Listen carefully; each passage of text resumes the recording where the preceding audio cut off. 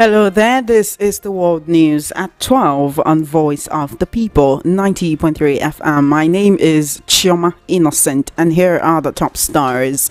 EU leaders stand against forceful changing of Ukraine's borders.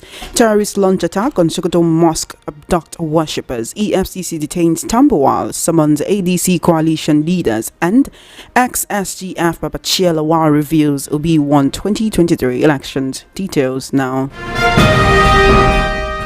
Thank you for staying tuned. The World News at 12 begins outside the shores of Nigeria, where European leaders have warned against Ukrainian borders being redrawn by force 2 days before a US-Russia summit on Ukraine is due to take place in Alaska. In a statement, European leaders said the people of Ukraine must have the freedom to decide their future. It added the principles of territorial integrity must be respected and international borders must not be changed by force. The statement was signed by 26 of 27 leaders. Missing from the signatories was Hungary's leader Viktor Orban, who has maintained friendly relations with Russia and has repeatedly tried to block EU support for Ukraine. In recent years, Sweden and Finland have joined NATO. Baltic countries have reinstated conscription, and Poland has set aside billions to build a barrier alongside its border with Russia. In a tragic development, a fresh wave of violence has struck Sokoto State as armed bandits launched a deadly attack on worshippers in Marnona village, Werno local government area, leaving one dead and others injured. The incident, which occurred during prayers, has intensified fears in the already volatile Sokoto East axis. Eyewitnesses reported that the heavily armed assailants stormed the mosque in the early hours, opening fire indiscriminately on worshippers. The attack sent shockwaves across the community, with residents fleeing for safety amid rising insecurity in the region. Chairman of the All Progressives Congress APC in Sokoto State, Honorable Issa Sadiq Achida, condemned the incident in strong terms, describing it as barbaric and an act of cowardice. He noted that targeting innocent worshippers in a sacred place of prayer was a clear sign of moral bankruptcy by the perpetrators. Achida assured residents that the state government, in collaboration with security agencies, was doing everything possible to curtail acts of banditry in Sokoto and its environs. He expressed sympathy to the families of the victims and prayed for the quick recovery of the injured.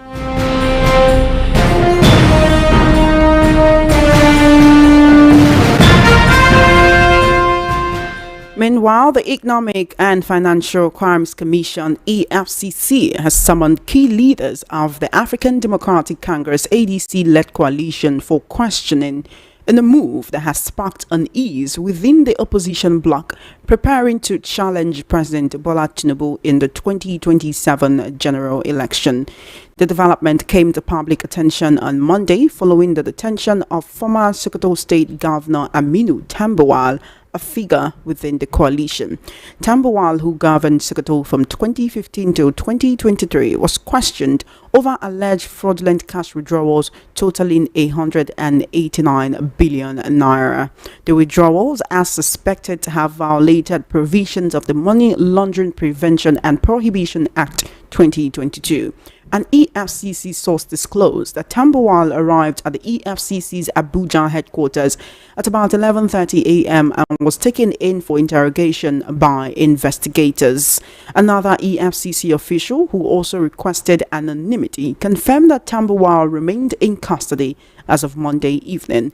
Meanwhile, ADC National Publicity Secretary Bolaji Abdullahi confirmed that 3 former governors, who are also leaders within the coalition, had been invited by the anti-graft agency. Although he did not disclose their names, Abdullahi alleged the move was politically motivated. Other sources within the coalition described the EFCC's action as a brazen show of power intended to weaken the opposition. One source said many coalition members were worried about the political implications but vowed to continue their campaign for change.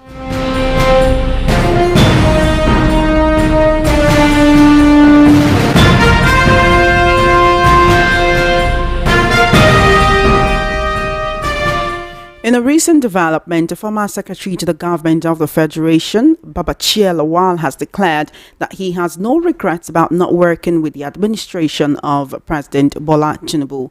Lawal claimed that if he had been part of the Tinubu government, he might have been killed, sacked or resigned by himself. The former SGL also criticized the actions and activities of the Tinubu government. He maintained that Obi was the true winner of the 2023 presidential election, commenting on northern political strategy ahead of the 2027 elections. Lawal stressed that the region must unite behind a candidate who understands its peculiar challenges and is willing to address them. He revealed that a coalition of northern politicians outside government had formed the Nigerian People's Consultative Political Forum North to promote unity and tackle disunity in the region. Let's take a listen to the former secretary to the government of the Federation, Babachir Law, speaking on this development during the Monitor television program. You might hear the voice of the presenter in this clip. Television, that one. But he offended me, and he's full of himself, and he thinks that because he's now so-called president. Is he so-called or is the president? So that's the president of the Federal Republic. I believe he didn't win the election. What makes you think so? Because you supported Peter Obi? Yes. So that's why you think... The results available to us at that time believe he didn't win the election. But the court says otherwise. The court, of course, you know who they are. The court stands for justice. Yeah, the court stands for justice in court. So you don't believe in the courts? I believe in the courts. What can you do? They are there. They are supposed to do their duties. They are doing their duties. It's not about believing. So if you don't believe Bola Tinubu won the election, the court in the first, the result.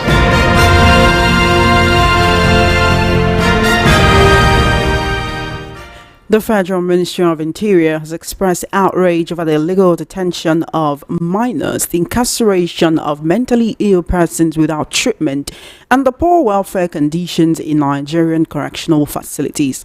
Permanent Secretary of the Ministry, Dr. Magdalene Ajani, on Monday gave the Nigerian Correctional Service 4 weeks to submit a comprehensive status report on all juvenile custodial and postal centers nationwide. Ajani, who chairs the Independent Investigative Panel on Alleged Corruption and Other Violations against the NCOS, issued the ultimatum during the panel's third public hearing in Abuja, citing findings from visits to 28 states. She questioned the legality of admitting minors into custody without court orders and condemned reports of mentally ill inmates being left untreated despite nearby psychiatric hospitals. Ajani also raised alarm over the Ilorin Bostar facility, reportedly housing adults aged 30 to 43, and insisted on their immediate removal. She described conditions in some custodial centers as horrible and demanded urgent intervention. The panel secretary, Uju Agomo, said the inquiry was investigating corruption, torture, and systemic lapses in correctional facilities, with the goal of recommending both immediate releases for wrongfully held individuals and long-term reforms. A magistrate court in Ogba, Lagos, has ordered the remand of Comfort Imanson, the passenger accused of assaulting airline officials aboard an Ibom air flight from Uyo to Lagos at the Kirikiri Correctional Center until October 6th. The order was issued on Monday by presiding magistrate O.O. Salami shortly after Imanson was arraigned by the police on a 5-count charge bordering on assault and willful damage to property. According to the charge sheet, Imanson allegedly shouted at the top of her voice, abused and assaulted flight crew members, and refused to disembark from the aircraft after landing, an offense reportedly contravening Section 4 subsection 1A and punishable under Section 4 subsection 2 of the Federal Airports Authority of Nigeria FAN Bylaw 2005. She was also accused of slapping an air hostess and in violation of Section 170 subsection 1A and B and 172 of the Lagos State Criminal Law 2015. In addition, she allegedly damaged an aircraft divider curtain valued at $2,500. The offences are set to contravene the FAN Bylaw 2005 as well as Sections 170, 172 and 350 of the Lagos State Criminal Law. Videos of the incident circulating online show Imanson in a heated confrontation with flight attendants and later with airport security personnel. You're currently listening to World News at 12 on Voice of the People and 90.3 FM. We're now heading to the news analysis segment, I have sitting right across from me, Mr. Dele Fanimo. He's a political social affairs analyst and commentator, as well as a veteran journalist. Mr. Fanimo, the way you've been staring at me, looks like you have a lot to say. So let's get right into the stories. Yeah, I just wanted to tell you that I'm not a journalist. You are no longer a journalist, or you were never a journalist? I've never been. All right. I'm a reporter. Okay. Veteran reporter.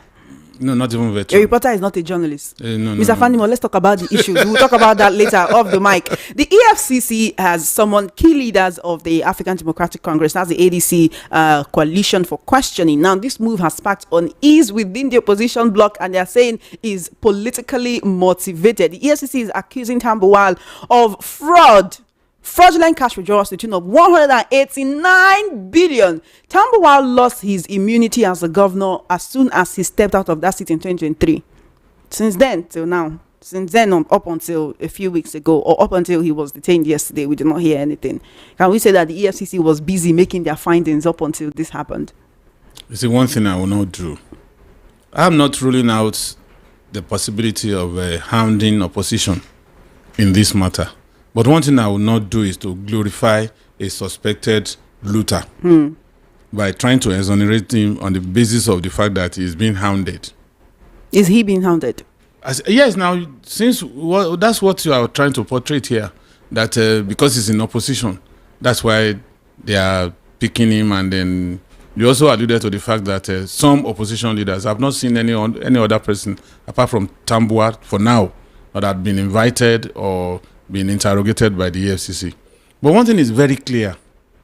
I don't like this sentimental approach to issues. You know me very well that I don't support it. You see, stealing has no coloration other than stealing.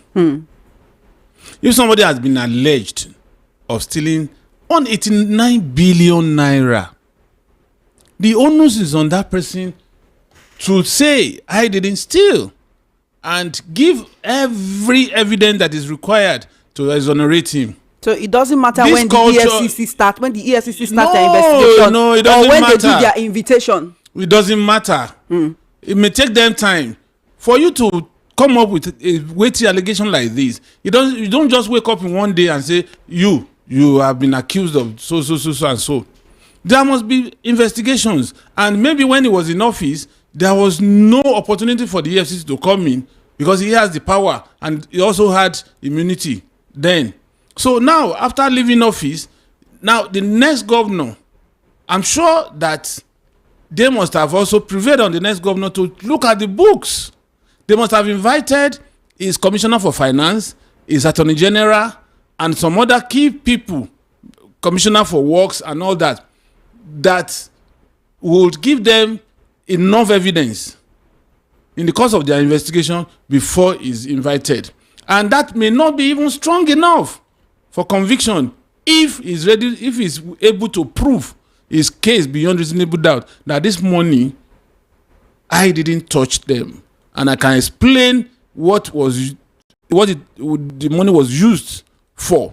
So now the question about these people saying it is because I belong. You see, Nigerians, particularly politicians, when they narrate this kind of story, whipping up sentiment and emotion, we tend to ride with them because it is convenient for us now that they are in opposition. When they were in the mainstream, if actually they were guilty of this offense, why did they do it?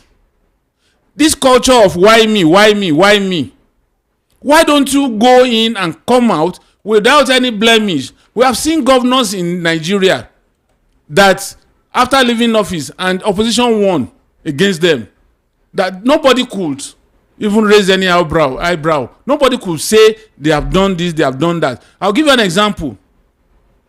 Ekiti State, Fayemi took over through court judgment, and Fayemi was in the opposition, ACN, against PDP Segun Oni.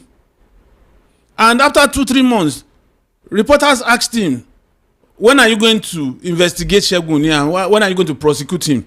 He said, there is nothing to prosecute. He said, because I have asked questions. This was a man that I can't even, except for political optics, that I've not found anything. Because Segun Oni was so Spartan. It's just like somebody picking on Peter Obi now and saying he wants to investigate him because he's in opposition. He needs to really do his own work and do it diligently before you can say, okay, these are the things that were found against you. So the question is, if some governors had left government house and opposition took over and they didn't prosecute them, then you should know that such governors would have at least lived above board. Whereas in some states, the incoming governor is from the same party from the previous governors, and they are still probing them. So what are we going to say about that? So I am not going to buy the idea of why me. I am not going to buy it from any politician. You're not buying the idea of this because they are in the opposition. Yes. How many former governors under the APC are currently being probed by the EFCC right now? Fine. Do you know that for you to probe in EFCC, you must write a petition? EFCC does not go to anybody's premises, doesn't go to any government house without petition from that state. If you say anybody's premises or any government house, okay, not anybody's premises, because we see them storming houses and then saying, oh, they are fraudsters, they are internet fraudsters in this place. There must be petition. There must be somebody that said this. So somebody must have written a petition against. Yes, and somebody wrote a petition against the ADC coalition leaders, because the National Publicity Secretary Babachir Law, he says 3 former governors who are also leaders within the coalition have been invited by the EFCC. He did not disclose their names, but he's alleging that this is politically motivated. You are not buying into this talk of it's politically motivated. I am not buying into it. Ihedioha has also been summoned according to reports. Do you know why I'm saying I'm not buying into it? It is there for the optics. But the question is, just like that lady that was, I think, it was given an extension in NYSC. You knew that these people would likely do something against you, and you left your flank open. You didn't do the biometric that is compulsory. Anybody in the last 10, 15 years living NYSC knows that you must do that, and you left it undone. And how do they issue you certificate of completion when you didn't do biometrics? You know, she claims that she went to get it done, but she was not attended to. The point so that it's literally her against his words against NYSC. Now the question is, this thing was April. Why did you wait until POP? Why did you wait until after POP to say they didn't accept your biometric submissions? Why? Mr. Fanimo, let's come back to the issue at hand. So that's what I'm saying. That the fact that they are punishing her now, some people will be so emotional about it and say, it's because they did it. It's because of what happened before. Yes. You're not buying into that. That yes. I understand. But I wanted to hear what a source who is very close to the former governor is saying, that the issue is 100% politics. Because former governor Emeka Ihedioha has also been invited by the EFCC, right? Ihedioha was the deputy speaker of the House of Reps when Tambuwal was the speaker. Now, the source who is close to the former governor party? That says that it's 100% politics says that Tambuwal's problem started about 4 months ago when some people close to this current administration reached out to him to back President Bola Tinubu. The source goes ahead to say he consulted some of us around him. We wondered how we can, in good conscience, work with the government with the level of poverty and insecurity bedeviling the country, especially the northern region. The source added that after that, nothing more was heard of the issue until about 3 weeks ago when Tambuwal got a letter from the EFCC saying they were making inquiries about his time as governor of Sokoto State. Is this still not politically motivated, as ADC National Public Secretary is saying? You see, politically motivated or not politically motivated, what I'm saying is those who go to equity comes with clean hands. What we are saying is, was there an infraction? If Tambuwal can tell us that no penny of Sokoto State is missing or was missing during his time for the 8 years, then we can say it is political persecution. But where it is established that some amount of money, which may not be up to 189 billion, is missing, and he couldn't account for such. Now, you now want to put it, you want to put it under the carpet because it's in opposition. Is that logical? Now here is one thing, Mr. Fanimo. Is that logical? Here is one thing, Mr. Fanimo. For you're saying as long as if money is not missing, no problem. But if money is missing, he has to go in for it. Yes. If he were a governor under the APC, right? And if you were supporting this present administration, do you think this issue with the EFCC will be happening right now? Yes or no? You see, the way you are looking at this thing is, I am not. It's not saying, me. I'm looking at it through the lens of what the ADC is saying. They are saying it's politically motivated. What I'm saying is, there is possibility that petition may not have been written to EFCC before they made their move. If it was in alignment with the current administration or the party, but if it's out of tune with the party, definitely, if they know that he is likely to be a stumbling block, they will want to stop him. All right. Here's one thing. The fact that they know, if they don't have all this evidence, they won't push it to EFCC. Okay, then.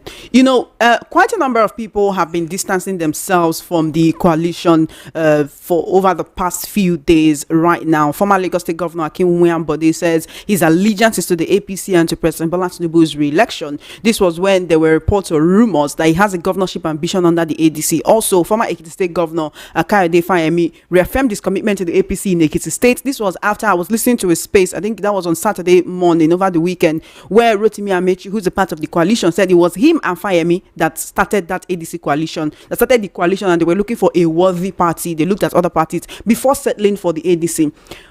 Would you say that it is because they know that something like this can happen, and that is why, whether or not it is true that they have any affiliation with the ADC, they are distancing themselves from it publicly? You see, one thing I know, I will not sit here and fight the fight of politicians. The truth about it is that they know themselves, and even amongst themselves, they don't trust themselves. And that's why people say that 24 hours is too long a day in politics. You see, the point is, these people, they are not honorable, these politicians. Most times we look at the ideal, and you cannot find the ideal in our political space in Nigeria. Look at the people you have mentioned. Can you tell me their impact in the society other than their impact within their immediate and extended family and cronies? So, if some of them are now running away from identifying with ADC, it means they don't have a clean record. That's why they are running away. Of course, you see, let me tell you, there is no way your enemy will sit back, fold his arm, and when you know that you are coming for him, and then will not put up a fight, even if he's a weakling, at least he will run away. He will attempt to run away, even if he cannot attack you. So what we are saying basically here is that you can't beat a child and don't expect that child to cry. These people that you are now profiling as if they are saints today, that they have not committed any offense. Tambuwal started with PDP. He's been in PDP. Now he's in he was in APC. Now he's in ADC. So what has changed between when he started with PDP? He was a member House of Reps for about 2 terms before he became Speaker of the House of Reps on the ticket of PDP. Before he moved to another party and got the ticket of the other party, became governor for 2 terms. Now the third movement. This is the second movement. Show me any of these people that you are now keen behind as if they are saints. We need to move on from this topic, but one final question. You talked about clean records. Doesn't this actually, bring to the fore the kind of people we have in this coalition and their past records. Quite a number of people have been joining this coalition. A lot of Nigerians have been remembering, how they were and the things that they did when they were in office or while they were in power. And now that they're coming back and they're saying, oh, they're against this current administration, they're doing this for Nigerians. How will Nigerians actually accept that they are doing this for them if this kind of people have these kind of records? I mean, Aisha Binani, with everything that happened in Adamawa State in 2023, she's a part of the ADC right now. Quite a number of people who are part of the ADC. Nigerians say, well, they may be saying they want to change things, but when they were in power, they did not make moves to change things. How come it's now they want to change things with the ADC? You see, ADC stalwarts, depending on their profile, have different agenda for coming to ADC. Some needed to burnish their image. Some because they are fighting a regional agenda. Some out of vengeance. Some out of malice. So as they come, they have different motives driving they are going to APC. So for somebody like Atiku, forever he wants to be president. That is the sole reason. And to make it realizable is tying it to a regional bloc that the North had been changed. And they deliberately obliterated the long years of military rule and said we should start counting from 1999. That's another game. 2, majority of these people that are in ADC today, they are fighting against Tinubu, not APC, because their expectation was not met by the current administration. Somebody like El Rufai, if he was anti this government, why did he appear on the floor of the Senate to take a bow? And the thing turned somehow. He couldn't make it to the cabinet. And he came back to throw stones. Amechi was bloodied in APC primaries. And he lost to Tinubu. He cannot be happy. Aregbesola, a serial betrayer. So look at the profile. Is serial betrayer. Yes. Let's go a different way from. It's not the function of deciding to go the other way. What precipitated this? What? You see, we need to, at least, even if these politicians are not morally upright, we that are looking at them, we should also gauge them by the barometer of morality. There is nobody living today that has benefited as much as Aregbesola from Tinubu, personally and officially. Not even Osinbajo. So Aregbesola, if anybody should be joining this ADC coalition, Aregbesola should not have been part of it. He shouldn't have. Even if he's a true Yoruba, if he's a true Yoruba person that espouses Omoluabi culture. Yes, I'm saying this without any equivocation. Because Tinubu is his helper, he must always support him. Or even if he doesn't support him, if I help you today, should not come out to be against him in the public. Yes. All right. I want to talk about the former Secretary to the Government of the Federation under late former President Muhammad Buhari, Babachir Law, coming out to talk. He said a lot. You must have seen that interview, and I played an excerpt from that. He said President Tinubu offended him. He talked about how Obi won the 2023 election. Of course, we know that Obi had his support. This was somebody that worked with Buhari. Why doesn't he want to work with Tinubu? Osinbajo is Tinubu's candidate. Osinbajo exposed Babachir Law on the grass cutting. Spent 264 million naira to cut grass. So that's why Babachir Law is angry. He's angry. Okay, I told you they are supposed to be in the same party. They're supposed to be guys. They're supposed to be the same. They're supposed to be on the same boat. And let me tell you. Is that the problem? Let me tell you something. If I have to disagree with you on principle, and I go my separate ways, I'm honorable and you are honorable. But not when you want to take advantage of me and I resist you. You now suddenly become my enemy. It doesn't work that way. Has he answered for the 264 million naira he used to cut grass? The whole Nigeria, if you want to cut grass in Nigeria, should it amount to 264? So how come he doesn't have a case with the EFCC? Oh, well, I don't know. Maybe it belongs to the block that cannot be touched. But the point is, let's be realistic about some of these things. The only person that I know, and I kept saying it, and I've said it on several occasions, Peter Obi is the only person that had not had any relationship that's beyond maybe being friends or maybe meeting at occasions and greeting themselves. But they have not really met politically. Show any of these people that are now fighting that can lay claim to not having crossed Tinubu's path. Is it Atiku that Tinubu single-handedly handed over ACN party to? No, show me one. Talking about that, actually, Tambuwal is an Atiku ally. Are we seeing a situation whereby he's going to keep creeping up a little by little until he gets to Atiku? Well, I don't know what has transpired. And if anybody was going to probe Atiku or to do anything with Atiku left government in 2007. And so it's over 17 years now. Some people feel he's untouchable. Years. No. You see? So nobody is untouchable? Nobody's untouchable in unless, this. what if they are unless they want to just take the blind eye.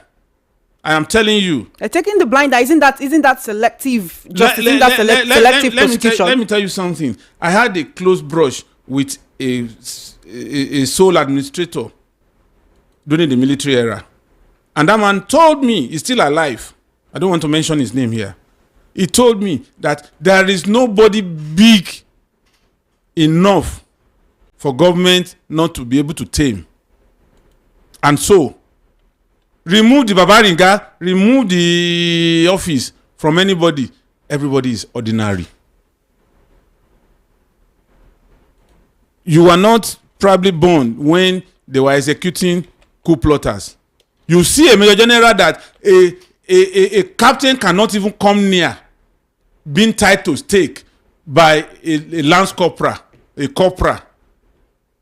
A case was when a corporal wanted to tie Dimka, a lieutenant colonel, to stake in 1976.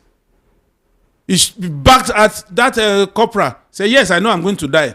My friend, step back and give me my compliment. I am still a colonel in the Nigerian army. And the guy had to obey. Stood back and gave salutes before he was allowed to tie him to stake. So what I'm saying is that nobody is too big for government to tame, except they don't want to tame that person. If you know the enormous power in the hands of governors and presidents in this country, you will know that there is nobody, but maybe for political, what do they call it? You know, for expediency. Yes, maybe people would have to restrain themselves because some of them, they want second term, some of them, they want a higher office and all that. So they restrain themselves from going the whole hog. But if anybody wants to go the whole hog, either as governor, for instance, I'll give you an example. You know how many people that are waiting execution in various prisons? 389. 3,890. But the governors, just with a stroke of pen, would have been executed. But the governors refused, and nobody else can sign. That is to tell you what is going on. So it's not that the president does not have the power. And Atiku has been off government for more than 17, 18 years. If anybody wants to have anything to do with him, they should have done that before now. So any Nigerian who has a reservation on what is happening with the ADC coalition leaders right now should actually tell them about it, or should this point out to what they should do if the ADC finally gets into power, whoever they present as a presidential candidate, that they should be more focused on bringing Nigeria out of the current quagmire than maybe getting money or just being in power and all of that. Because like I said before, a lot of people are concerned about the characters in the coalition, but because they are promising, we'll save Nigeria, they don't mind. Chama, since we were born, have you not been, at least you are an adult, have you not been hearing all these promises? Have you not? By these same people? Show me somebody that has not spent between 20 and 30 years in politics among these gladiators. Have they not been at state level, at local government level? Have they not been promising? Atiku promised that he was going to scrap dual market rate for foreign exchange. He said he was going to remove subsidy. Peter Obi said the same thing. Tinubu said the same thing. And one of them found himself in the corridors of power. He's now implementing what was unanimous. Now, everybody is against him. Which means if Peter Obi had been the one in the saddle, by now, the same people, including Tinubu himself, would have been up in arm against Peter Obi, saying, yes, we may say, but you didn't do it the right way. Perhaps this country would have even imploded. And if it was also Atiku, that's when they will now remember that he doesn't have history of frugality. So, we don't have leaders yet. We don't. There are some people that are excelled in their chosen endeavors, either as a private person, sector person or public sector person, but they don't have the war chest to even go near these offices. To contest as a senator in this country today, you need between 500 and 800 million naira. Somebody who has not stolen, where will he get such money? To become a governor, the least you must have disposable cash you must have shouldn't be less than 3 to 5 billion. How many people can afford this? That are clean. Now, to become a president, you need between 100 to 250 billion minimum. How many people? And if you don't have the money and they throw you up, the people that will bring these 250, they are mercantiles. They expect returns with huge profits. So quite a lot of people by the time they ADC are hoping to get into power and get returns. Yeah, of course. All right then, because of our time, I want to quickly talk about the Ministry of Interior expressing outrage over illegal detention of minors, incarceration of mentally ill persons without treatment, and just the general poor welfare conditions of Nigerian prisons and correctional facilities. If the Ministry of Interior is expressing outrage and shock over something that's supposed to be under their purview, what should other Nigerians now express? Because if you recall, was it not last year after the whole bad governance thing, we saw minors being arraigned? Are they saying that they do not know that these things happen? Are they saying that they do not know that children and adults are being housed in the same facilities? Are they saying they don't know that these people are not being fed well? There was a recent picture of a young boy who has been in prison for many years, I think about a decade. He was arrested when he was about 12 or so, and for stealing. And he's been in prison for over 10 years. He finally came out, and you could see the scabs, the sores on his body from being in prison for so long. It was so terrible. All of his body, it was very, very, very, very, very, very bad. Very, very bad. Are they trying to tell us that they don't know that this kind of things happen? Although a panel was constituted, and yesterday the panel sat and they're talking about how to make this right. You see, corruption has many faces.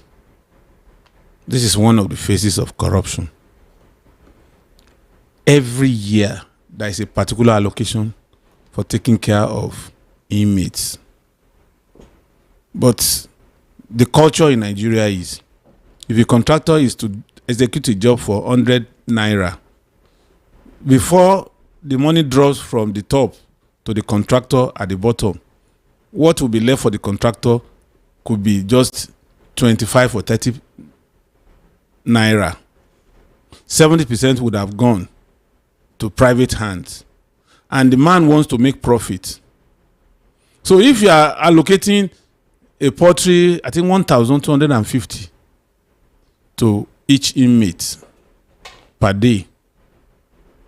Choma, can you feed on that in a day? No. And even that money may not even get to the contractor that supplies the food wholesale. 2, administration of justice. You need to visit remand homes. They are no longer reformatory. They serve as punishment. In fact, some parents deliberately dump their children in these homes because they no longer can take care of these children. They have become recalcitrant and defiant. So, how do you handle such? I visited one about 3 weeks ago, and you need to see the deplorable condition. And another thing again is that some police officers are inhumane. How do you lump a minor with an adult and prosecute them together? Is it the magistrate that will just pick the minor and say, because maybe the magistrate will just say, how old are you, in the open court, and say, no, withdraw the charge against this person? Mr. Fanimo, recently, ANEC was talking about, prison inmates being allowed to vote in Nigeria. If these people see chance to come outside and vote, will they not run away? They are not going to vote outside. Everything that they are experiencing. They will vote in the prison. They'll carry ballot box and meet them. Of course. So which means the people who want to enter office should go and campaign in prisons as well. Because they don't have as churches not is it television set to watch what is happening outside the prison walls that they will have? Have they not been going, NGOs, churches and all that? Have they not been going to prison to interact with them? Are these inmates, are they not writing NECO? Are they not writing WASC? Are they not even writing JAMB now? Are they not applying to NOUN, National Open University? So, what stops them from voting? You think they don't have access to information from outside? They do. So, they shouldn't be precluded from voting. 87,000 people behind bars. You know what I can do to a presidential candidate? So, they should be allowed to vote. Thank you so much, Mr. Fanimo, for joining us on the World News at 12 today. We've extended even more than the time that we were supposed to take. It's always a pleasure whenever we get to have these conversations. Oh, well, thank you so much for having me. Thank you so much. Except that I may not be going your way. It's okay. You're not here to go my way. You're here to give us your perspective on the issues in the news, and that's okay. Thank you so much. Have an amazing day. You have been listening to World News at 12 right here on Voice of the People, 90.3 FM. Just before we wrap up, let's take a look at the top stories again. You heard that EU leaders are standing against forceful changing of Ukraine's borders. Terrorists launch attack on Sokoto Mosque, abduct worshippers. EFCC detains Lawal, summons ADC coalition leaders, and ex-SGF Babachir Law reviews OB1 2023 election. That is a wrap on the World News at 12. My name is Chioma Innocent. Good afternoon and thank you for listening. Do stay tuned. Coming up shortly, Matters with Solomon Ofem.